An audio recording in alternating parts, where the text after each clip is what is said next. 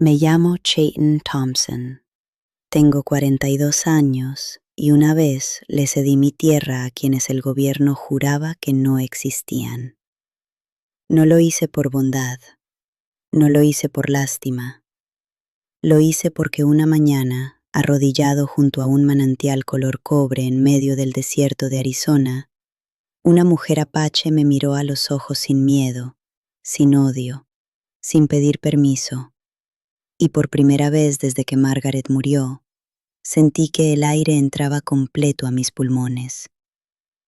Ese día entendí que yo no era el dueño de esa tierra. Era solo el hombre que la cuidaba hasta que llegara alguien que supiera lo que ella valía de verdad. Lo que pasó después casi me cuesta la vida, y lo volvería a hacer. Si usted llegó hasta aquí, ya sabe que esta historia no es común. Le pido un favor pequeño antes de continuar. Suscríbase a este canal. Cada like, cada comentario, ayuda a una familia a seguir contando historias como esta. Cuénteme en los comentarios de dónde es usted. México, Texas, California, Chicago, España. No importa dónde esté. Aquí tiene un lugar. ¿Usted también ha cargado un peso que no pidió? Entonces quédese, porque lo que este hombre vivió en ese desierto de Arizona va a tocarle el alma.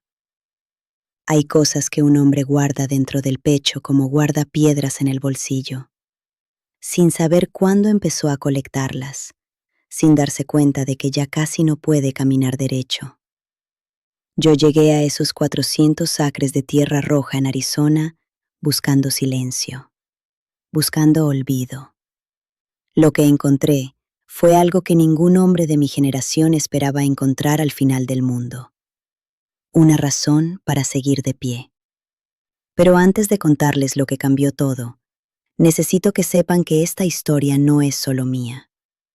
Es de todos los que alguna vez cargaron un peso que no pidieron y no supieron cómo soltar. Si algo de lo que digo toca su corazón, comenten de dónde son.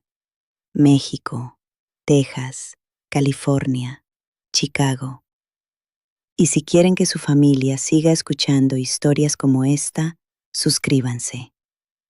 Cada comentario, cada like, ayuda a poner comida en esta mesa. Ahora sí, escúchenme bien. Arizona, en 1873, no era un lugar para hombres débiles. Era un lugar para hombres rotos que todavía no sabían que lo estaban. La tierra era roja como carne viva, y el sol la golpeaba sin piedad desde el amanecer hasta que el cielo se volvía violeta y el calor quedaba guardado entre las piedras como brasas que nunca terminan de apagarse. Mi casa era de madera oscura, casi negra por el tiempo, con una sola ventana que miraba hacia el oeste. Por las mañanas, el viento traía olor a salvia y a polvo seco, y a veces, muy de vez en cuando, algo que se parecía al olor del pasto mojado de Virginia. Y entonces yo cerraba los ojos y me quedaba quieto, porque ese olor era lo más cerca que podía estar de Margaret sin que me partiera el pecho en dos. Mi rutina era simple como el hambre. Me levantaba antes del sol, cargaba agua desde el manantial hasta los barriles de la casa, alimentaba a los 2 caballos que me quedaban, revisaba las cercas, comía lo que había, frijoles, carne seca, pan duro cuando tenía harina. No hablaba con nadie. El pueblo más cercano quedaba a 3 horas a caballo, y yo lo visitaba solo cuando no tenía más remedio. Los hombres de ahí me miraban como se mira a un perro que sobrevivió a algo que debería haberlo matado, con una mezcla de respeto y lástima que yo no soportaba. Prefería el silencio del desierto, prefería el viento, prefería incluso la soledad que dolía a la compasión que humillaba. Lo que yo cargaba no tenía nombre fácil. No era solo el luto por Margaret, aunque eso solo ya era suficiente para doblar a cualquier hombre.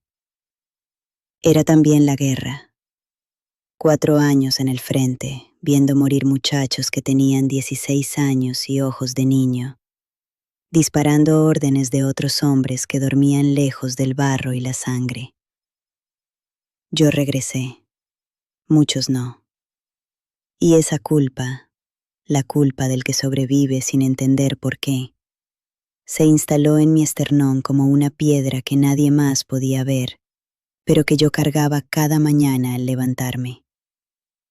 Margaret me decía que el tiempo lo cura todo. Pero Margaret murió de fiebre en abril del 71, y el tiempo desde entonces solo había hecho el silencio más grande y más pesado. Todo cambió un martes. O tal vez fue miércoles. En el desierto los días se parecen demasiado entre sí para distinguirlos. Fui al manantial antes del amanecer, como siempre, con los 2 barriles vacíos y el cuerpo todavía medio dormido. Pero cuando llegué, me detuve en seco. Alrededor del agua, impresas en la tierra húmeda con una claridad que heló el estómago, había huellas de mocasín, pequeñas, recientes. Alguien había estado ahí durante la noche, bebiendo mi agua, tocando mi tierra, a metros de donde yo dormía sin saberlo. Mi mano fue directa al rifle. El corazón me golpeaba el pecho como si quisiera salirse. Me quedé quieto varios minutos, escuchando, mirando cada sombra entre las piedras, y no había nadie. Solo las huellas, solo el agua moviéndose quieta. Y algo más. Junto al borde del manantial, colocada con cuidado, había una pluma de halcón atada con un hilo rojo. No soy un hombre que actúa por impulso. La guerra me enseñó eso a golpes. Así que no salí corriendo al pueblo a reportar nada. Me senté en una piedra, con el rifle atravesado sobre las piernas, y miré esa pluma durante un buen rato. Era un gesto. Eso lo entendí aunque no supiera leerlo. Alguien había tomado agua, agua que yo necesitaba tanto como ellos, y en lugar de esconderse sin dejar rastro, había dejado algo. Un intercambio, una señal. Y yo tuve que decidir en ese momento qué clase de hombre era. El que dispara primero y pregunta después, como me habían entrenado a ser, o el que espera, observa y deja que la verdad llegue sola. Guardé el rifle, tomé la pluma entre los dedos, la sostuve contra la luz que empezaba a nacer en el horizonte, y la puse en el bolsillo de mi camisa, justo sobre el corazón. Los días siguientes fueron distintos. Yo seguía mi rutina, pero con los ojos más abiertos, los oídos más alertas. Dejé un trozo de carne seca junto al manantial la segunda noche. No sé bien por qué lo hice. Fue un instinto más viejo que el miedo. A la mañana siguiente, la carne había desaparecido. En su lugar había una pequeña figura tejida con hierba seca y tiras de cuero, con forma de caballo. Era tosca y perfecta al mismo tiempo. Me la quedé mirando tanto tiempo que el sol ya estaba alto cuando volví a la casa. Algo había comenzado sin que yo lo decidiera conscientemente. Un diálogo hecho de objetos y silencios, más honesto que cualquier conversación que hubiera tenido en años. Y sin embargo, una voz en mi cabeza, la voz de la guerra, la voz del miedo, me advertía que esto no podía terminar bien, que en esta tierra la paz siempre era solo el momento antes de que algo se rompiera. La vi por primera vez al 15º día. Yo estaba reparando la cerca del lado norte cuando escuché un sonido. No exactamente un paso, sino la ausencia repentina del viento. Ese silencio que los animales crean cuando algo se mueve cerca. Me giré despacio. Ella estaba de pie a unos 20 metros, completamente inmóvil, como si fuera parte del paisaje y yo fuera el intruso. Joven, veintitantos años tal vez. Ojos oscuros y directos que no pedían permiso ni ofrecían disculpa. Tenía una herida mal curada en el brazo izquierdo, vendada con tiras de tela que ya mostraban manchas café oscuro. No llevaba arma visible, no sonreía. Solo me miraba con una calma que me resultó más intimidante que cualquier amenaza que hubiera enfrentado en el frente. Yo tampoco me moví. Nos quedamos así, los dos quietos, bajo ese sol que aplastaba todo, midiendo al otro con los ojos. Esa noche no dormí. Me quedé sentado en la silla junto a la ventana, mirando la oscuridad, pensando en sus ojos. No con el tipo de pensamiento que un hombre debe confesar, sino con algo más profundo y más inquietante. Ella no tenía miedo. Eso era lo que no podía sacarme de la cabeza.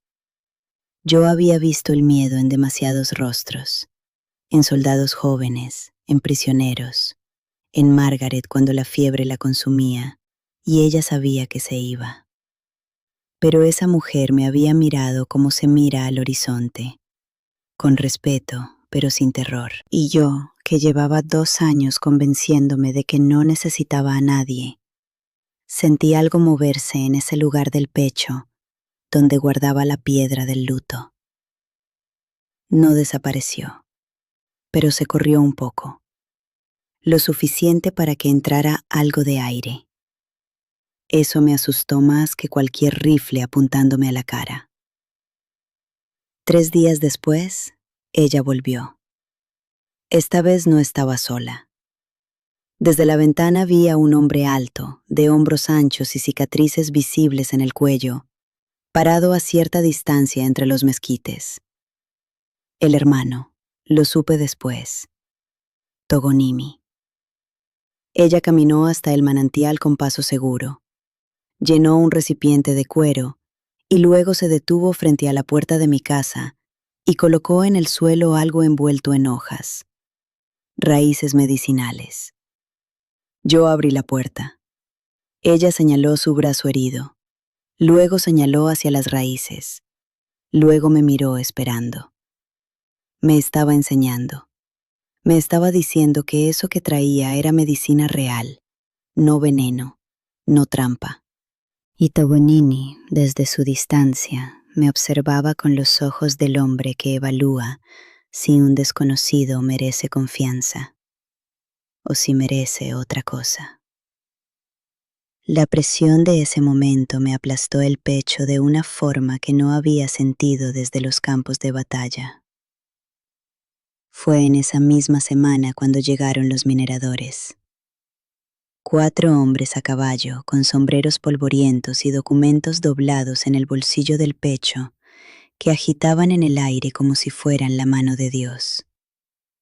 Dijeron que tenían derechos sobre el subsuelo de mis 400 acres, firmados, sellados, legales. Dijeron que habían reportado actividad indígena hostil en la zona y que las autoridades territoriales ya estaban al tanto. Uno de ellos, el más gordo, con bigote amarillo de tabaco, me miró con una sonrisa que no llegaba a los ojos y dijo que lo más inteligente sería cooperar con el progreso.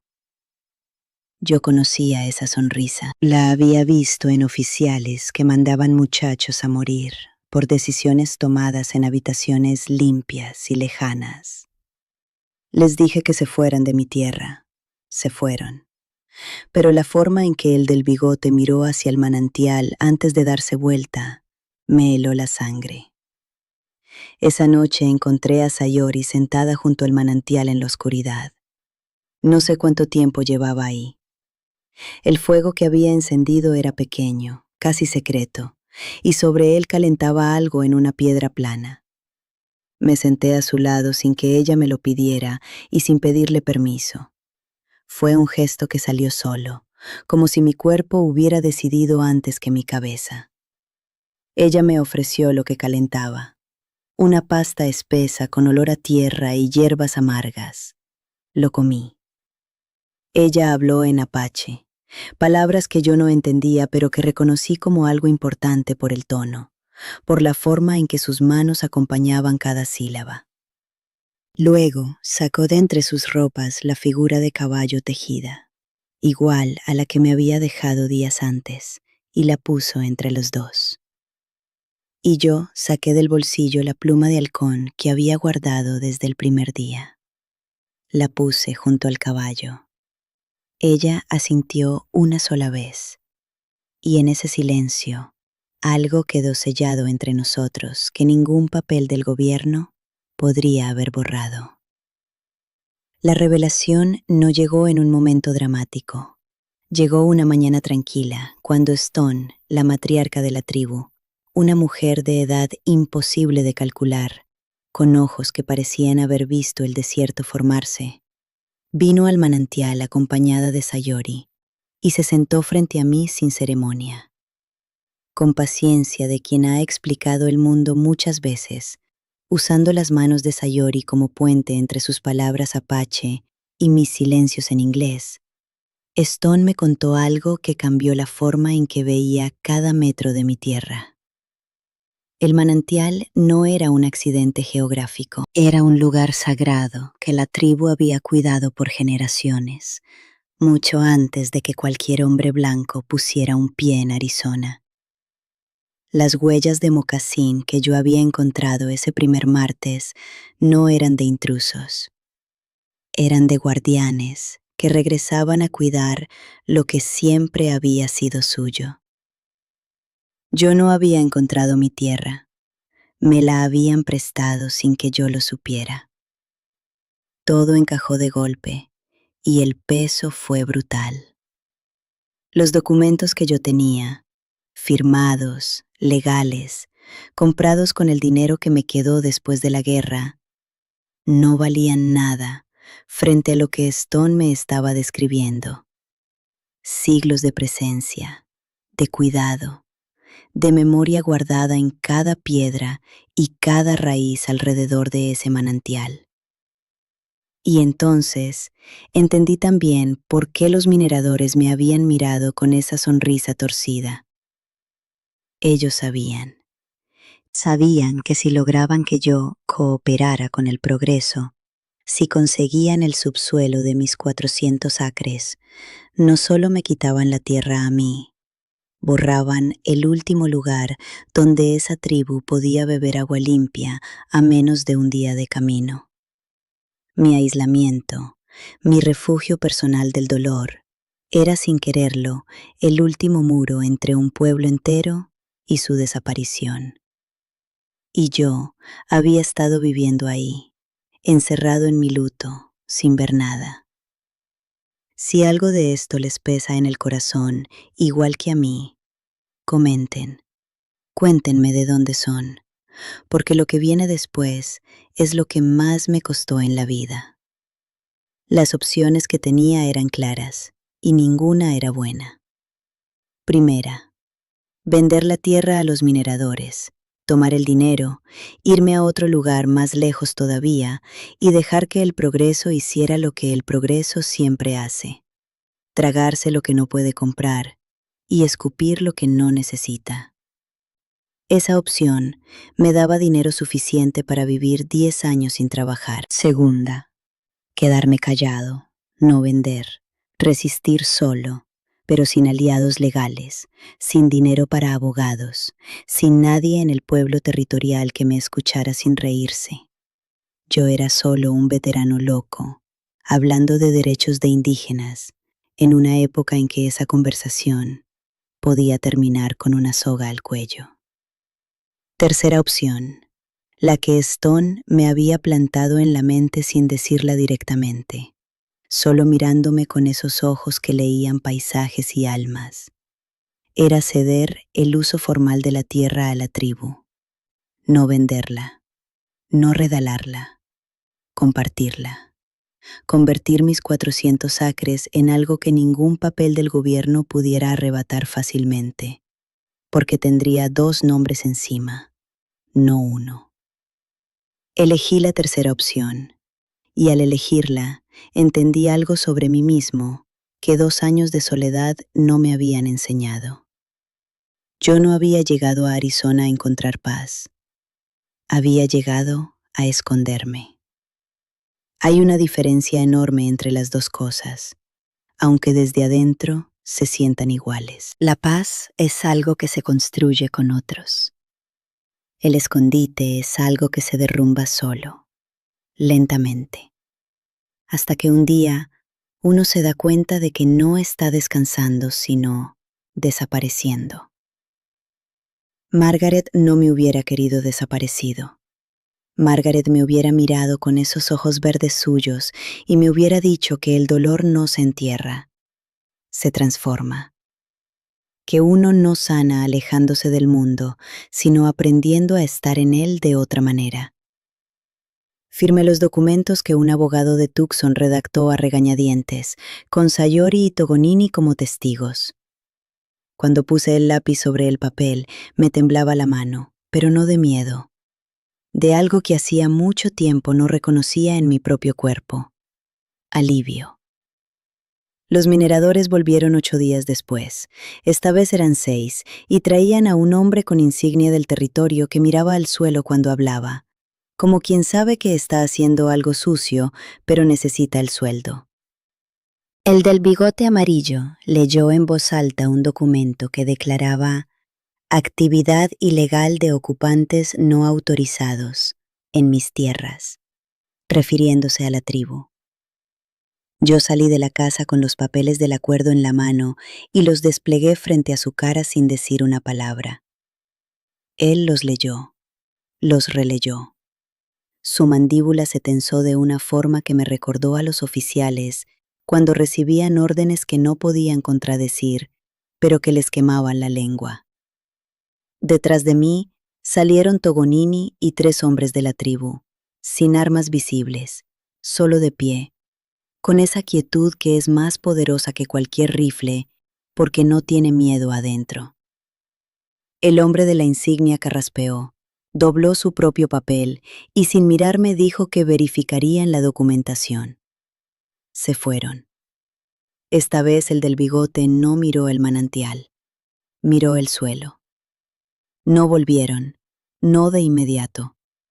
Hubo cartas, amenazas veladas, un incendio pequeño en el límite este de mi tierra que nunca pude probar quién provocó. Pero el acuerdo resistió, porque estaba hecho con la ley de ellos, la única arma que no podían ignorar sin exponerse. Togonini nunca me dijo gracias con palabras, no era su manera. Pero una tarde llegó a mi puerta con 2 hombres de la tribu, y pasaron 3 días ayudándome a reparar el techo de la casa que el viento había estado destruyendo poco a poco. Trabajamos en silencio la mayor parte del tiempo, con el español roto que yo iba aprendiendo mezclado con el inglés roto que Sayori le había enseñado a su hermano. Y hubo un momento, cuando el sol caía directo sobre el techo recién reparado y el olor a madera nueva llenaba el aire, en que Togonini se sentó a mi lado, miró el horizonte y dijo en voz baja algo en apache que Sayori después me tradujo. Este hombre ya no es visitante. Este hombre es del lugar. Han pasado muchos años desde aquella mañana en que encontré una pluma de halcón junto a un manantial de agua color cobre. El pomar de manzanas que planté en memoria de Margaret floreció. Nadie me dijo que podía crecer en tierra tan seca y tan roja, pero creció, como crecen las cosas que uno cuida sin esperar resultado. Stone me dijo una vez, con las manos de Sayori como puente, que la tierra no guarda rencor, guarda peso, que todo lo que uno deja en ella, el dolor, el trabajo, los muertos queridos, se transforma despacio en algo que alimenta a los que vienen después. Yo no llegué a Arizona buscando eso. Llegué buscando silencio y olvido. Pero la tierra me dio algo mejor. Me dio un lugar donde el peso que cargaba finalmente tenía donde quedarse. Y en la pared de mi casa, junto al gancho donde cuelga mi sombrero, puse un segundo gancho, para el día en que alguien que lo necesite llegue a mi puerta, porque aprendí que la redención no viene del hombre que sobrevive solo, viene del hombre que abre la puerta cuando el mundo llama, aunque tenga miedo, aunque duela, aunque todavía no sepa exactamente cómo hacerlo bien.